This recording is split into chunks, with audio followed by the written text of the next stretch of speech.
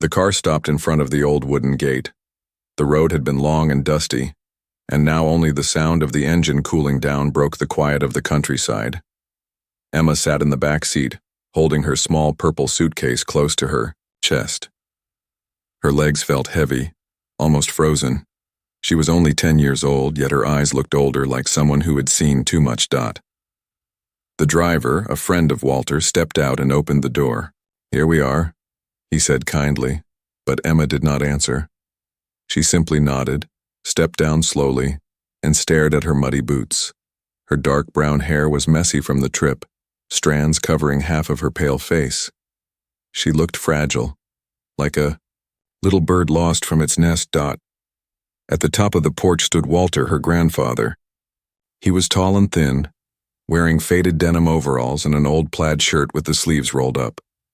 His beard was gray, his eyes deep and serious. He didn't rush down to hug her or lift her suitcase. He simply stood there, still as a tree, his face unreadable. Then he gave the smallest nod. "Yes," he said in a low voice. "It is her." Emma looked up at him for only a second, then lowered her gaze again. "Hello, sir," she whispered. Walter's nod was slow, as if he was both accepting and thinking at the same time. "Come in," he said. "It's getting dark." The driver placed the suitcase by the steps, gave Walter a quick handshake, and left. The sound of the car engine faded down the dirt road, leaving only silence, broken by the distant cry of a rooster and the soft rustle of trees in the wind. Emma picked up her suitcase and followed Walter inside. The house smelled of pine and old dust, like memories kept for too long. The wooden floor creaked under their steps. The walls held faded photographs, shelves of books that had not been touched in years, and a clock ticking loudly, as if to remind them both that time was still moving. Walter led her up the stairs to a small bedroom at the end of the hall. "This was your mother's room," he said, his voice steady but softer now. Emma stepped inside.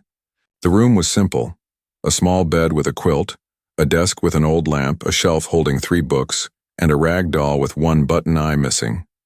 On the wall hung a picture of a smiling little girl, Emma's mother when she was about the same age. Emma set her suitcase down beside the bed. She sat carefully, hugging her knees. The bed was soft but unfamiliar. She stared at the photo on the wall. Her mother's face looked both strange and familiar, like a memory she could not touch. Walter stood in the doorway for a moment. He looked at her small figure, her fragile shoulders, and the way she kept her arms wrapped tightly around herself. He wanted to say something, but words did not come easily to him. Instead, he cleared his throat and said, "Dinner soon." Emma only nodded. At the large wooden table downstairs, Walter served fried chicken and boiled vegetables. He was not a skilled cook, but the food was simple and warm. Emma picked at the vegetables, eating only a little. Walter did not press her. He had lived many years in silence himself, but her silence felt different. It was heavy, as if carrying a secret. The ticking of the clock grew louder in the quiet dining room. Walter glanced at her once or twice, but she kept her eyes down. Finally, he asked, "Would you like more?" Emma shook her head quickly. "I'm full." Walter gave a small nod. He did not smile, but he also did not frown. He understood that sometimes silence spoke louder than words. After dinner, Emma went upstairs and sat on her bed. She hugged her knees again, staring at the window where the last light of evening slipped through the curtains. The house was quiet. Too quiet. Every sound, the creak of wood, the call of a distant owl, felt sharp in her ears. Downstairs, Walter sat in his chair by the window, a book in his hands. But his eyes did not move across the page. Instead, he kept thinking of the little girl upstairs. She had not cried once since arriving. She had not complained or asked questions. She had simply sat in silence. Walter closed the book and looked out into the night. He wondered, what has she been through? He knew better than to ask right away. Children sometimes carried storms inside them, and storms did not vanish when pushed. They needed time, space, and a safe place to rest. Later that night, Emma lay in bed, wide awake, The darkness felt heavy. She could hear the faint creak of Walter's chair below and the ticking of the clock in the hall. She pulled the blanket to her chin, trying to block out the world. Walter, too, sat awake, listening. He could not read. He could not sleep. He could only think of his granddaughter and the silence between them. He whispered softly into the empty room, "You are safe here, child. Safe." Though Emma did not hear the words, something about the stillness of the house, the strong walls around her, and the quiet footsteps below gave her a small, fragile comfort. The night passed slowly, like the beginning of a long road. But both, Emma and Walter, in their own way, had taken the first step, together. The sky outside the farmhouse had turned a deep blue, the kind of blue that carries secrets. Clouds moved slowly, hiding and showing the moon, as if the night itself could not make up its mind. Inside the old wooden house, everything was still. The clock in the hall ticked steadily, filling the silence with a sound that was both comforting and lonely. Emma sat on her bed, knees pulled tightly to her chest. Her suitcase lay untouched by the wall as though she had no energy to open it. The quilt beneath her smelled faintly of pine and soap, a scent of someone else's life, not yet her own. She looked at the picture of her mother as a child, the photo that hung near the bed. The little girl in the picture smiled with open joy, so different from the face Emma carried now. The door creaked softly. Walter appeared in the doorway, his tall figure outlined by the light from the hallway lamp. He did not step inside, only leaned against the frame. His voice was low, steady. "You should rest. Tomorrow will be an early day." Emma nodded but said nothing. Her voice felt locked somewhere deep, hidden under layers she could not reach. Walter lingered for a moment, then gave a slow nod and closed the door halfway. The hall light still spilled into the room, a gentle line of gold across the floorboards. Emma lay down, pulling the blanket up to her chin. She watched the golden line until her eyes began to sting. The silence of the house grew heavier with the night. Outside, the wind whispered through the trees. A distant owl called. The wooden walls seemed to breathe, creaking softly as if the house remembered stories of its own. Emma's eyes closed for a moment, but soon the images returned. Shadows in her mind, footsteps in dark halls, voices she wanted to forget. She opened her eyes quickly, breathing fast. The darkness of the room felt alive, pressing closer. Every small sound, the tap of a branch on the window, the shift of wood under the house, made her heart race. She sat up suddenly, clutching the quilt to her chest. The golden line of light under the door was still there. That thin line was the only thing that told her she was not alone. Downstairs, Walter sat in his chair near the window, the oil lamp glowing beside him. A book lay open in his hands, but like before, his eyes did not move across the page. He was listening.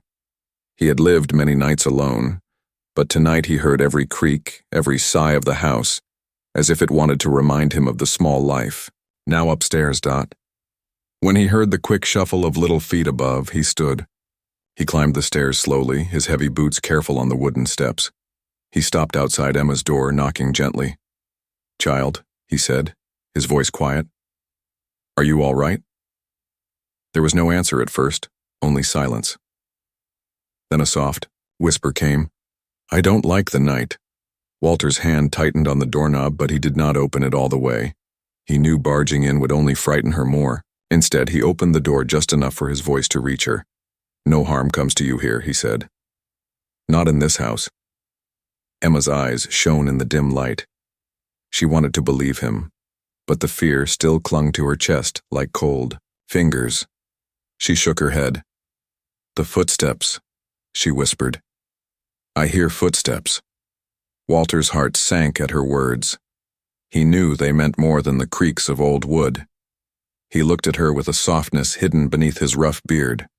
"I'll sit here," he said, lowering himself into a chair by the door. "If footsteps come, they will be mine and only mine. That I promise." Emma stared at him, uncertain. Yet slowly she lay back down. She kept her eyes on the faint outline of her grandfather in the doorway chair. His presence was solid, like the oak trees outside, silent but unshakable. Minutes stretched into an hour. Emma's breathing slowed, though she did not sleep. Walter remained awake, hands folded in his lap, eyes on the hallway shadows. He thought of his daughter long gone. He thought of the child before him, carrying weight too heavy for her small shoulders. And he thought of his duty, one he had never asked for but now would not abandon. At last Emma's eyelids grew heavy. The quilt warmed her body. The soft hum of night crickets filled her ears, and the steady figure of Walter at the door lulled her into uneasy rest. Walter watched her until he was sure her breathing had deepened. Then he leaned back in the chair, his own eyes closing for a moment. He did not sleep, but he allowed himself a small breath of relief. The house stood guard with him, the old beams groaning softly like a tired friend. Outside, the moon drifted behind the clouds again, but inside the small farmhouse a fragile peace had settled. And so the first night ended, not with easy dreams, but with the quiet beginning of trust. The first light of dawn slipped gently through the thin curtains, painting Emma's room with soft gold. The air was cool, carrying the smell of damp earth from the fields outside. Somewhere in the distance, a rooster crowed, stretching its voice. Across the quiet countryside, Emma opened her eyes slowly. For a moment she forgot where she was.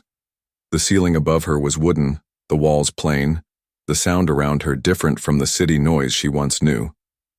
Instead of car horns or voices in crowded hallways, she heard the cluck of chickens, the far hum of a tractor, and the creak of the farmhouse as it woke with the sun. She lay still, staring at the ceiling. Her body felt heavy, but her mind refused to rest. The memory of the night before lingered, the footsteps she feared, the way her grandfather sat by the door like a guard. She pulled the quilt to her chin and whispered to herself, "Safe. He said I'm safe."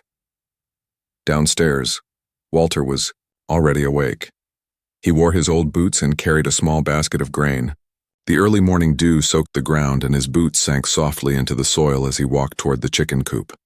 He moved with the steady rhythm of someone who had lived this routine for years. Emma heard his steps outside the window. Curiosity tugged at her, and before she could change her mind, she slid out of bed. She slipped her feet into a pair of slippers that were too large for her. The fabric slapped against her heels as she padded softly down the stairs. When she stepped outside, the cool air rushed against her face. She pulled her sweater tight and followed the sound of chickens. Walter turned at the noise of her steps. His eyes softened when he saw her standing there, hair tangled from sleep, slippers too big for her small feet. "Do you want to try?" he asked, holding out the basket of grain. Emma hesitated. For a moment she almost stepped back, unsure if she was welcome. But Walter's voice carried no pressure, only quiet invitation. She nodded shyly. She took the basket. It was heavier than she expected. The grain rattled inside as she stepped closer to the coop. The chickens gathered quickly, clucking and flapping their wings. Emma scattered the feed, laughing suddenly when one bold hen pecked at her slipper. The sound of her own laugh startled her. It had been so long since she had heard it. Walter looked at her carefully. The small chuckle was light as the morning breeze, but to him it was brighter than the sunrise. For the first time since she had arrived, Emma's face softened. "What's her name?" Walter asked, nodding toward the bold hen. Emma thought for a moment. "Becky," she said with a small smile. "Her name is Becky." Walter gave a slow nod. "Becky it is." The chickens pecked happily, and Emma crouched low to watch them. She reached out gently, letting one bird nibble from her hand. Her laughter came again, soft but real. For a moment, the weight in her chest lifted. After the chores, Walter led her back to the house. He poured 2 cups of warm milk, and they sat at the wooden table in silence. But this silence felt different from the night before. It was not heavy or frightening. It was quiet, like a song neither of them needed to sing aloud. Emma picked up a pencil she found on the shelf. She pulled a piece of paper toward her and began to draw. Her hand moved quickly, sketching the outline of a chicken. Then she wrote under it in uneven letters, Her name is Becky. She slid the paper across the table. Walter picked it up, his gray eyes scanning the simple drawing. A dry smile tugged at his lips, rare but honest. He placed the paper gently on the shelf, as though it were treasure. Later that day, Walter took Emma to the small village market. The air smelled of bread and apples, and the chatter of neighbors filled the square. Emma walked close to him, clutching a cloth bag in her small hands. When people greeted Walter, Emma lowered her eyes, her grip tightening. She did not let go of his sleeve, not even for a second. Her shoulders stiffened each time a stranger leaned close. Walter noticed the panic flashing in her eyes like a trapped bird. He did not scold her. He only kept walking, steady and sure, letting her hide in his shadow. When they returned home, Walter found another drawing waiting on the table. This one showed two chickens side by side, one labeled Becky, the other Walter. The handwriting was shaky, the lines uneven, but the meaning was clear. Walter chuckled softly. "So I'm a chicken now?" he asked.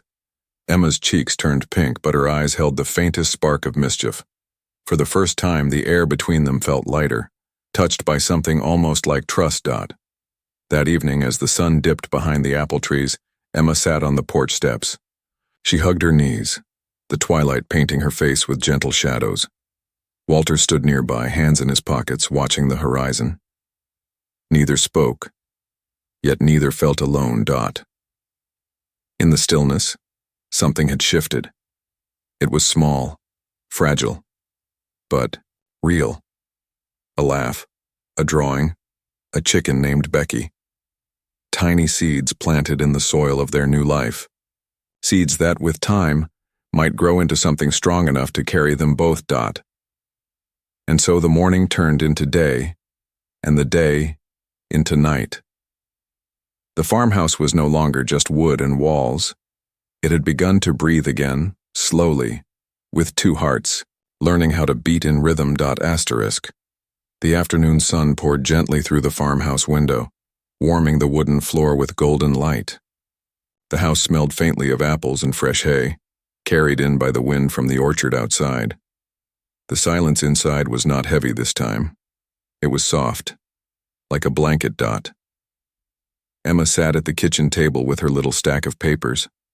A pencil lay in her hand, smudging her fingers gray. She bent low, her dark hair falling over her face, completely lost in her drawing. On the paper appeared not words but lines, sharp, shaky, sometimes uneven, but alive. Walter stood at the counter, wiping down a plate. He glanced over at her. She hadn't spoken much since arriving, but when she drew, her whole face changed. Her eyes narrowed in focus, her lips pressed together as if the pencil were her only voice. "What are you making?" he asked. His tone was gentle, not pushing. Emma hesitated, then turned the paper toward him. It showed the chicken coop with Becky standing proud in the middle. Beside her was a smaller chicken with a crooked leg. Underneath, in careful letters, she had written, "This one is mine." Walter let out a soft chuckle. "What's her name?" Emma tapped the page with her pencil. "Lucy," she whispered. It was the first word she had spoken all morning. Walter nodded, slipping the name into his memory like a secret. "Lucy, then." Encouraged, Emma picked up another sheet. She began sketching. Walter, his hat, his beard, the deep lines on his face. It wasn't perfect, but the eyes came alive. When she finished, she slid it across the table. Walter studied the drawing. "That's me?" he asked. Emma gave a tiny nod, unsure if he would laugh. But Walter didn't laugh. His eyes softened. "You've given me more hair than I deserve," he said dryly. Emma smiled for the first time that day. It was a small smile, but it felt like sunlight after rain. That evening after chores, Emma carried her papers upstairs. She spread them across the floor of her room like puzzle pieces. There were chickens, trees, the house, and Walter with his straw hat. In each picture, something small had changed. A line grew firmer. A smile appeared where before there had been none. It was as if her drawings were telling the story she could not speak. But not all the pictures were happy. One paper she kept hidden under her pillow. On it she had drawn a faceless man with long arms standing in the corner of a dark room. A little girl sat on the floor, her hands over her ears. The window in the drawing was closed tight. The lock scratched in heavy strokes. She did not show this picture to Walter. She wasn't ready. Instead, she brought him the lighter ones. She came down with a new sheet showing two chickens standing side by side, one tall, one small. Above them she had written in uneven letters, "Leaders of the flock." Walter took the paper in his rough hands. He did not say much, but his eyes glistened. He placed the drawing carefully on the mantel beside the old family photographs.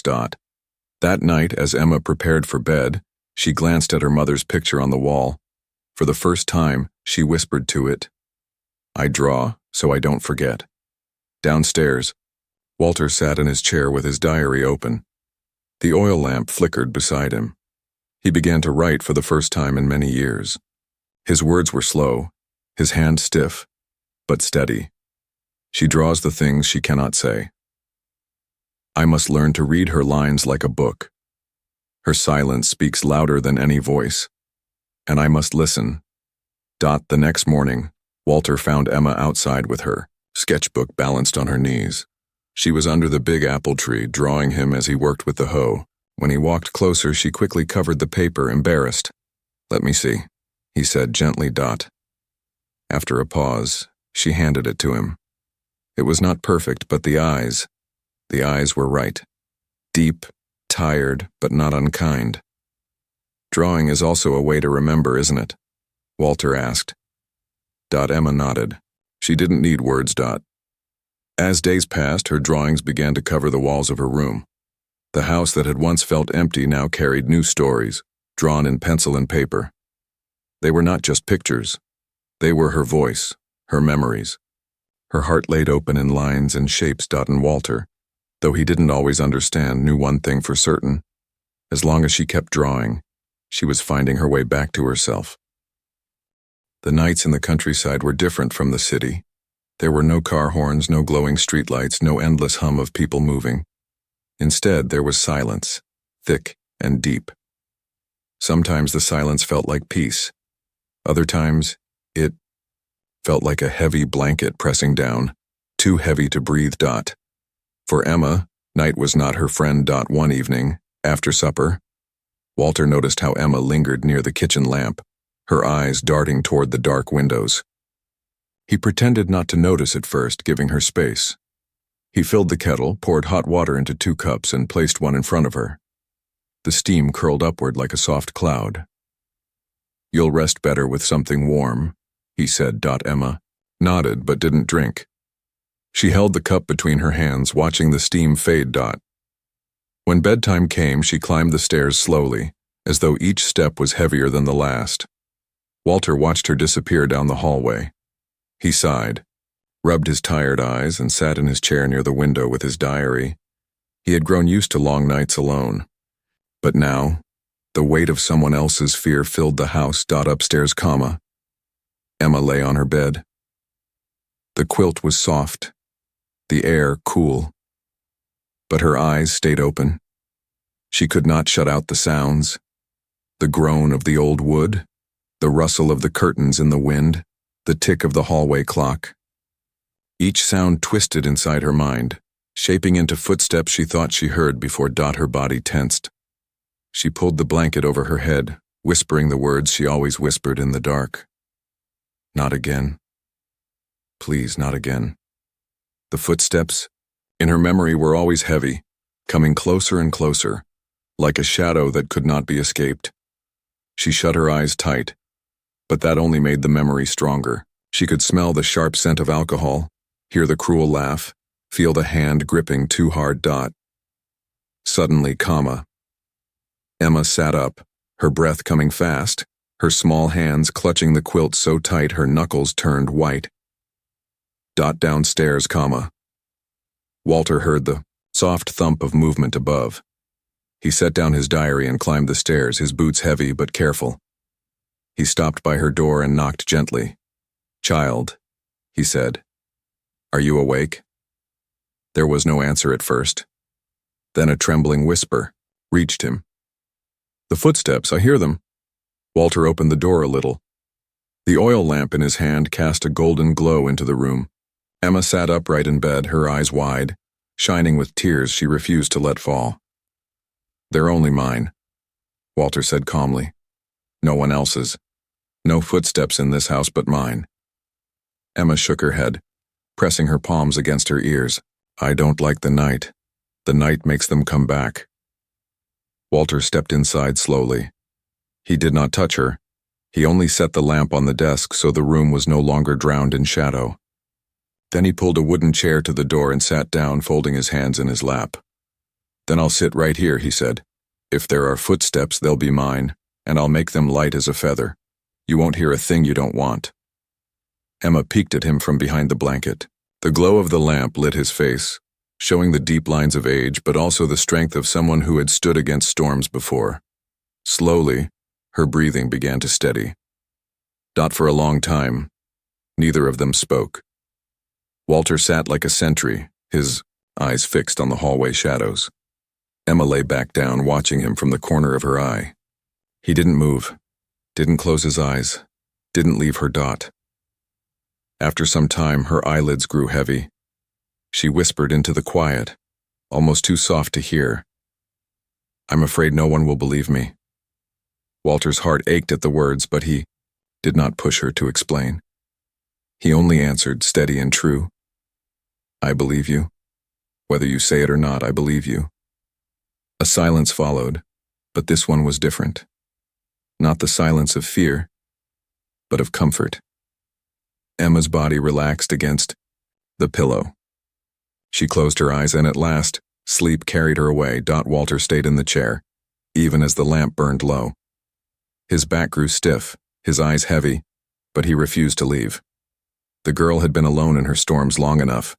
Tonight, she would not face them without someone on guard. The house, too, seemed to settle. The creaks grew softer, the wind quieted, the ticking clock sounded less sharp. It was as if the old walls had agreed to keep watch with him. When dawn came, Walter's head leaned forward in weariness, but his hand still rested on the chair arm steady.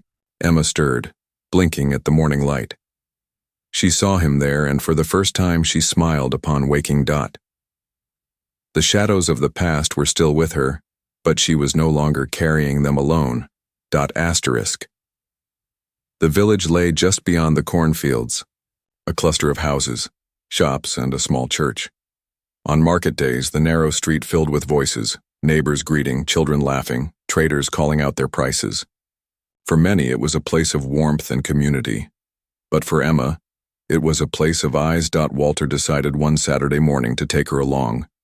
He thought the fresh air, the sight of people might help her learn that not every stranger was a danger. "Come with me," he said as he adjusted his old hat. Emma looked uncertain. She twisted her fingers together. "Do I have to?" Walter studied her pale face. "No," he said finally. "But sometimes facing the world, even just a little, makes the world less frightening." Emma hesitated, then nodded slowly. She slipped her small hand into his large, weathered one. The market, when they reached the square, sounds pressed in from all sides. The clink of coins, the chatter of neighbors, the bark of a dog tied near a stall. The air smelled of bread fresh from the oven and apples stacked high in baskets. Emma pressed close to Walter, her eyes darting. Each time someone leaned near, her grip on his sleeve tightened. "Morning, Walter," a farmer called. "Brought your granddaughter, I see." Emma's heart jumped. She stared at the ground, unable to meet the man's smile. Walter gave only a brief nod, guiding her gently forward. He didn't push her to speak, didn't explain. He knew her silence was not rudeness, it was survival. At a stall selling flowers, the woman behind the counter leaned forward kindly. "Pretty girl, what's your name?" Emma froze, her throat locked. She squeezed Walter's hand, shaking her head slightly. Walter answered for her. "Her name is Emma." His tone was simple, leaving no space for questions. The woman, sensing the wall, smiled politely and let them pass. Whispers. By the time they returned home, Emma looked exhausted. as though she had carried a heavy stone on her back. She dropped the bag of apples on the table and sat quietly. Walter poured her water and watched her drink in silence. He knew the village could be kind, but it could also be sharp with gossip. Already he had noticed the whispers. That evening he heard two men outside the store talking. They say the stepfather will come for her. He's got papers, legal guardian. And Walter? He has no claim. Just the old man trying to fight the law. Walter kept walking, not letting his face show anger, but inside a weight pressed heavy. Preparation. That night, when Emma had gone upstairs, Walter opened his diary. His rough hands turned the pages filled with his notes, her drawings, her nightmares, her words whispered in the dark. He wrote down everything she had ever said about the footsteps, about not being believed. He placed each drawing she had given him between the pages. Chickens, the house, the faceless man. He would keep them safe. If the day came when he had to stand before a judge, he would show the truth written not in words, but in the hand of a child. A panic. 2 days later, while Walter fetched mail from the postbox, a neighbor stopped by. Emma was alone in the kitchen when she heard the knock at the door. "Hello there, dear," a woman's voice said cheerfully. Emma's chest tightened. Her hand trembled on the table.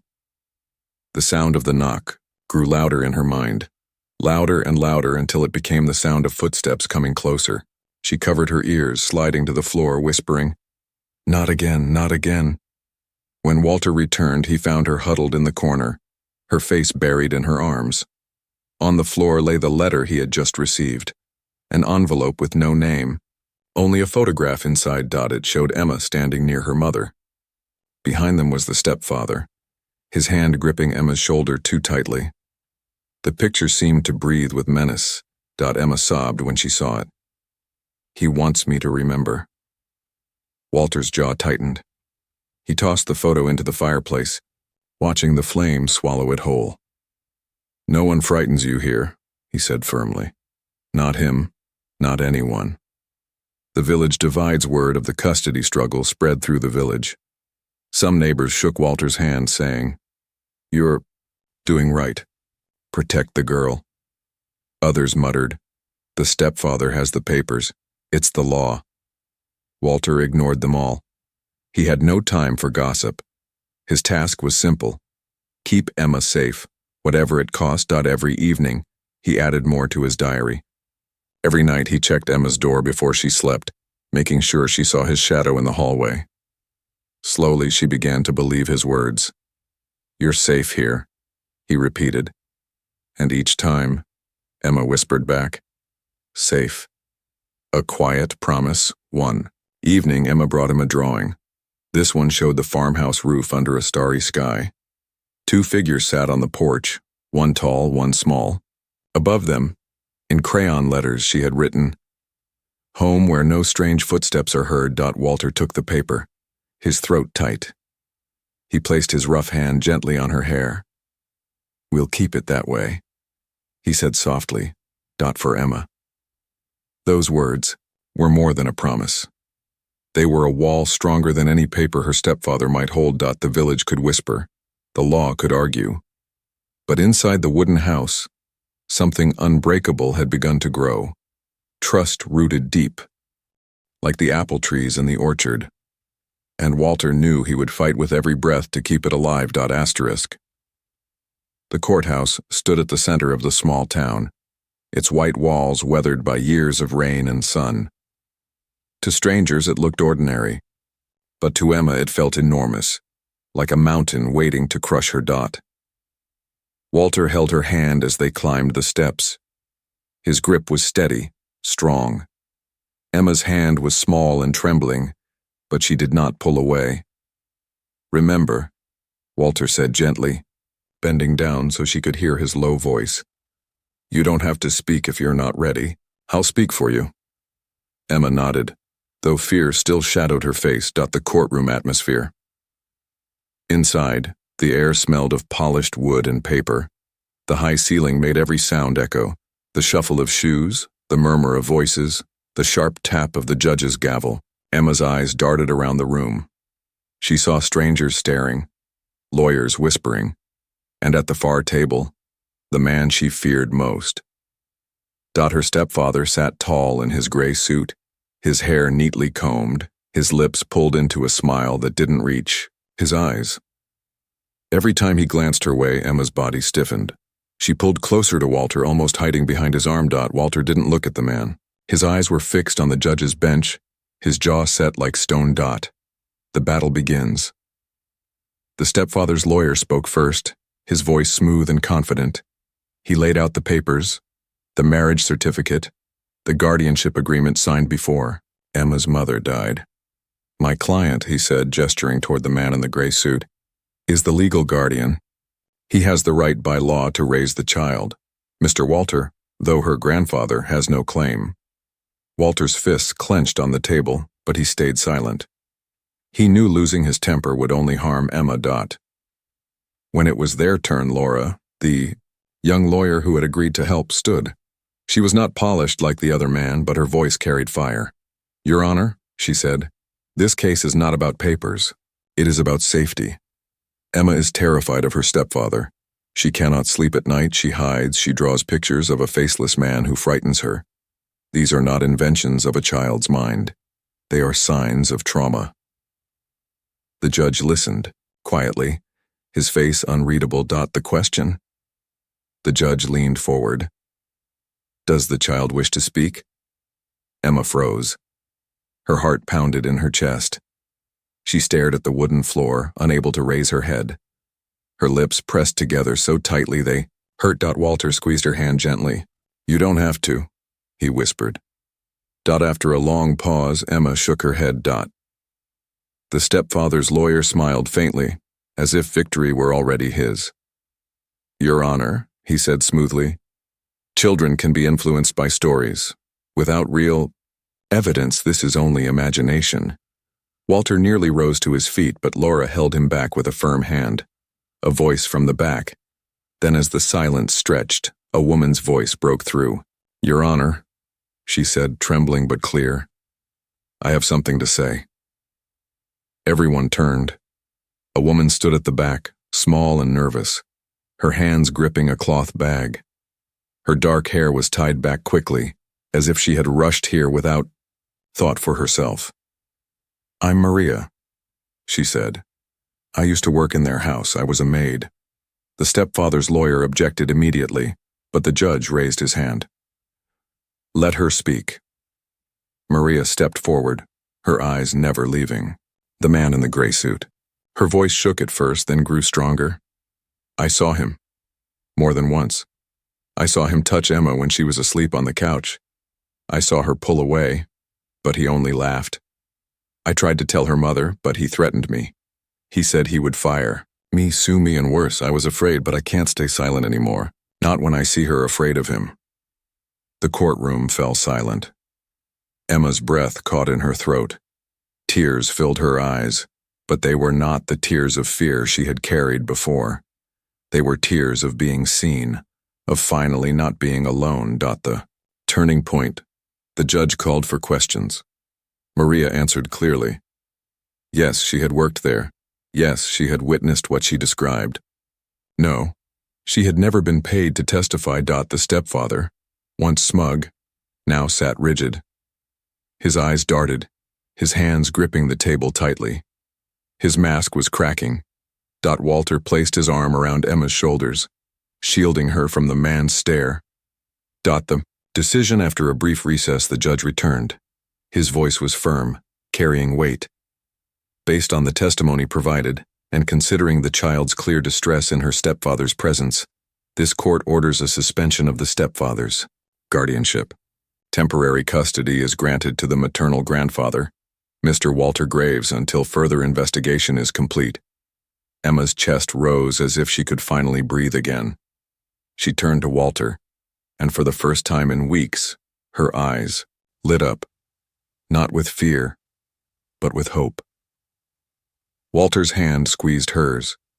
He did not speak, but the look on his face said everything. I will never let you go. Aftermath. As they left the courthouse, the sunlight spilled across the floor through tall windows. Emma walked beside Walter, her step still small but no longer trembling. "You won't let him take me, will you?" she whispered. Walter looked down at her, his gray eyes steady. "Not while I have breath." Emma held his hand tighter. For the first time, the footsteps she heard beside her were not terrifying. They were safe. Spring came slowly to the countryside.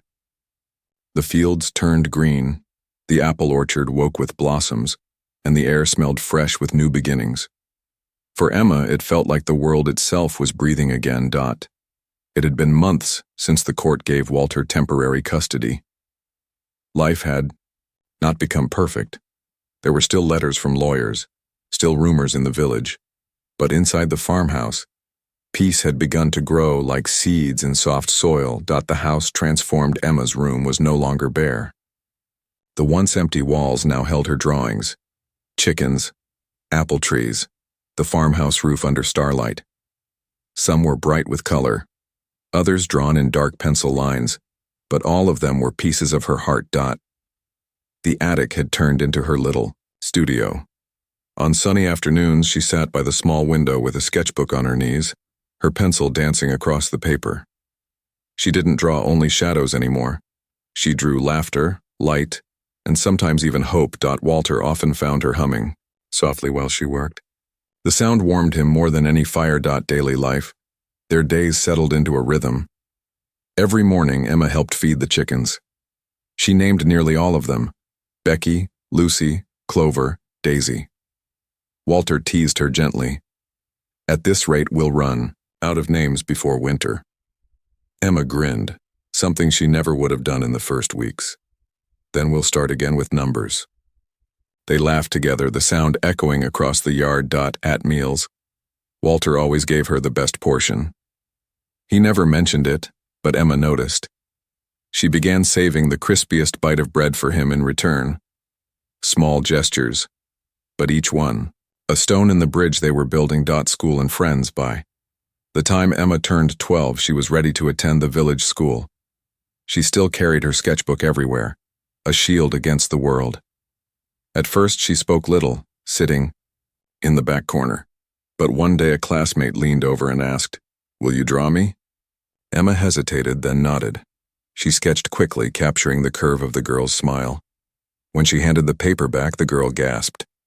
"It looks just like me." Soon, more classmates asked. For the first time, Emma's drawings gave her not just a voice but also friends. At home, she told Walter shyly. "They like my art." Walter smiled, his eyes crinkling. "I'm not surprised. I liked it first." Growing years' time moved like the seasons, steady, unstoppable. Emma grew taller, her hair longer, her steps surer. She still had nights when she woke from bad dreams, but Walter was always there, sitting in the hall or waiting with a lamp. His presence was her anchor. By 16, Emma was invited to join a state youth art exhibition. One of her chosen works showed the farmhouse porch with 2 wooden chairs. One was empty, the other filled with the figure of her grandfather. At the bottom, she had written, "Some people are not trained to be parents, but they live like mountains. Visitors stopped to stare at the piece." Walter stood beside her silently, but pride shone in his eyes. Graduation. When Emma turned 18, the schoolyard filled with flags and flowers for graduation day. Rows of chairs stretched across the grass. Parents clapped, cameras flashed, and students in simple gowns waited nervously. Walter sat near the front in his worn straw hat. He looked out of place among the polished suits, but Emma searched for him first in the crowd. When her name was called, she stepped onto the stage, but instead of walking alone, she turned and held out her hand. "Come with me," she whispered. The whole yard fell silent as Walter slowly climbed the steps, guided by her steady hand. Together they accepted her diploma. Applause broke out, not loud, but full of heart. "I'm standing here because you never left your seat," Emma whispered. To him, Walter's throat tightened. He said nothing, but his smile spoke volumes. The letter. That night, after a small celebration with close friends, Emma and Walter sat on the porch under a sky full of stars. She wore a simple white dress, her hair tied back with a ribbon. Walter leaned in his chair, sipping apple tea. Emma pulled a folded piece of paper from her pocket. "I wrote this in class," she said softly. "The teacher told us to write to someone who changed our lives. I didn't turn it in. I wanted to give it to you." Walter unfolded the letter. The words were shaky, but clear. "If it weren't for you, I would have believed that love was silence. If it weren't for you, I would have thought footsteps meant fear. If it weren't for you, I would not know that family is not just blood, but the ones who stay. Thank you for staying." Walter's eyes blurred as he read. He placed his hand gently on Emma's head. "You've given me more than I ever gave you," he whispered. A home rebuilt. The night air was warm, carrying the scent of apple blossoms. The farmhouse, once silent and heavy, now glowed with life. Inside, Emma's drawings lined the walls. Outside, laughter sometimes echoed across the yard. The past had left scars, but those scars had shaped strength. Walter grew older, his beard whiter, his steps slower. Emma grew stronger, her voice louder, her smile brighter. Together, they had rebuilt not only a house, but a home. A home where no strange footsteps echoed. A home where trust lived, steady as the seasons. And as they sat side by side on the porch, the world felt quiet. Not with fear, but with peace.